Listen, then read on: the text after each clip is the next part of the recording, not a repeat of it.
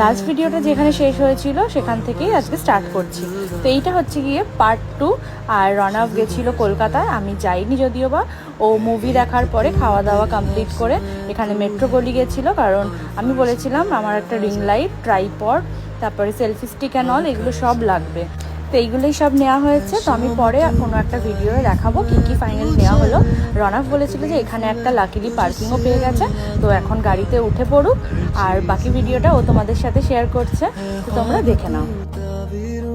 माना तुझे तकदीर में तेरा हुआ इस भीड़ में है तेरी मेहरबानी के अंधेरों से हम मुकर गए,